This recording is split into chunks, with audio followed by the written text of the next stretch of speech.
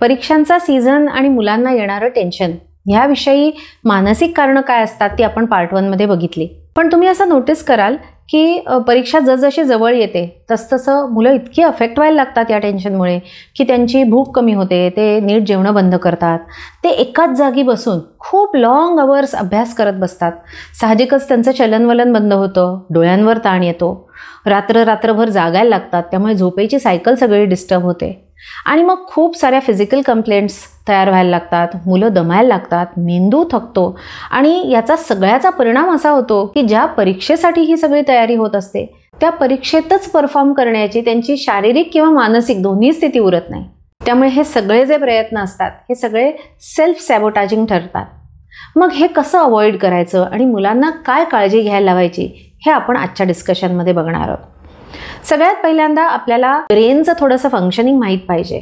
एकतर ब्रेन हा असं ऑर्गन आहे की ज्याला खूप सारी रेस्ट लागते आणि ती रेस्ट ब्रेनला जेव्हा आपण मनाने रिलॅक्स्ड असतो किंवा आपण शांत झोपू शकतो तेव्हा ब्रेनला आपल्या खरी रेस्ट मिळते. दुसरं म्हणजे झोपेमध्ये आपली मेमरी जी आपण अभ्यास केलेला असतो ती मेमरी पक्की व्हायला मदत होते आणि म्हणून पण झोप ब्रेनसाठी खूप आवश्यक आहे. सो परीक्षेच्या काळातही मुलांनी कमीत कमी 5 ते 6 तास झोप घेतली पाहिजे आणि ही झोप साधारण 12-1 ते 5-6 वाजेपर्यंतच्या दरम्यान असली पाहिजे. याचं कारण असं आहे की अर्ली मॉर्निंग 2-3 वाजायच्या आसपास मेंदूमध्ये खूप इम्पॉर्टंट हॉर्मोन्स तयार होत असतात आणि ही हॉर्मोन्स आपल्या शरीरामध्ये मेंदूमध्ये जी झीज झालेली आहे ती भरून काढायला मदत करतात, आपली ब्लड शुगर रेग्युलेटेड ठेवायला, आपल्या शरीरामध्ये ओव्हरऑल झीज भरून काढायला मदत करतात आणि त्यामुळे सकाळी पहाटे 2-3च्या आसपास मूल गाढ झोपेत असणं हे मुलाच्या तब्येतीच्या दृष्टीने खूप महत्त्वाचं असतं. त्यामुळे मुलांनी साधारण 1 ते 6 या वेळामध्ये परीक्षेच्या काळातही झोपलं पाहिजे. तुम्ही मेंदूला खूप जर ताण दिलात ना तर मेंदू थकतो आणि साहजिकच मेंदूची जी ग्रास्पिंग पॉवर असते, आकलन शक्ती आहे, कॉम्प्रिहेन्शन आहे, फोकस अटेन्शन आहे, कॉम्प्लिकेटेड प्रॉब्लेम सोडवण्याची शक्ती आहे, मेमरी आहे, या सगळ्या ब्रेन फंक्शनवरती अफेक्ट होतं आणि त्यामुळे ब्रेन फॅगमध्ये मुलं चांगला पेपर नाही लिहू शकत. त्यामुळे ब्रेन फॅग होणं पालकांनी आणि मुलांनी दोघांनी कटाक्षाने टाळलं पाहिजे. शिवाय स्ट्रेसमध्ये आपल्या शरीरामध्ये जे कॉर्टिझॉलसारखी हॉर्मोन्स तयार होतात ती आपली हॉर्मोन्स शॉर्ट टर्म मेमरी पूर्ण वाईपआउट करतात. याचा अर्थ तुम्ही जे काही वाचलेलं आहे परीक्षेच्या दिवशी सकाळी म्हणा रात्री म्हणा ते जर तुम्ही अपुऱ्या झोपेमध्ये स्ट्रेसमध्ये तसेच परीक्षेला गेलात तर अशी शक्यता असते की तुम्ही ब्लँक व्हाल आणि तुम्हाला काहीच आठवणार नाही, कारण ही हॉर्मोन्स तुमची शॉर्ट टर्म मेमरी डॅमेज करतात. तर त्यामुळे अशा वेळेला चांगलं डिस्ट्रेस मेकॅनिझम्स वापरणं, मुलांचा स्ट्रेस कमी लेव्हलला ठेवणं हे फार महत्त्वाचं आहे. एस्पेशली परीक्षेच्या काळात मुलांना पोटाशी रिलेटेड खूप प्रॉब्लेम्स होतात. एकतर जागरणांमुळे त्यांना ॲसिडिटी होते, ती नीट खात नसतात त्यामुळे त्यांना पुरेसा आहार मिळत नाही. शिवाय अँक्झायटीमुळे सुद्धा डायरिया होणं किंवा खूप कॉन्स्टिपेशन होणं यासारखे प्रॉब्लेम्स असतात.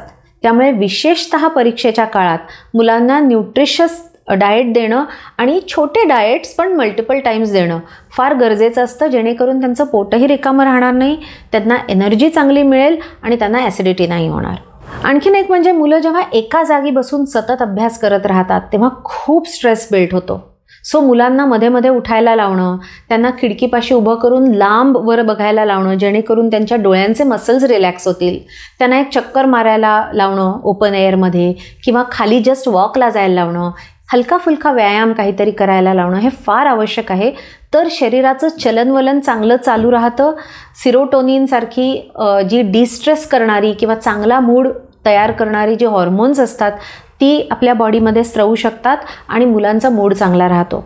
दुसरं म्हणजे एस्पेशली परीक्षेच्या काळात मुलांना विटॅमिन सप्लिमेंट्स द्या. विटॅमिन B12 असेल, D3 असेल, चांगला आहार असेल, विटॅमिन E असेल, या सगळ्या सप्लिमेंट्समुळे सुद्धा मुलांच्या शरीरात जी सततच्या अभ्यासाने प्रचंड झीज होते ती भरून न्यायला मदत होते.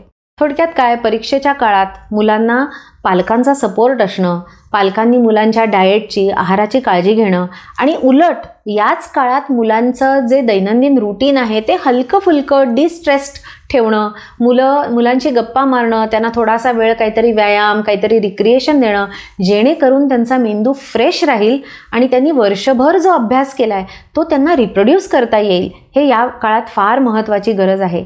सो सगळ्या मुलांना आणि पालकांना माझ्यातर्फे खूप खूप परीक्षेच्या शुभेच्छा. परीक्षेत रिलॅक्स्ड राहा आणि उत्तम परफॉर्म करा.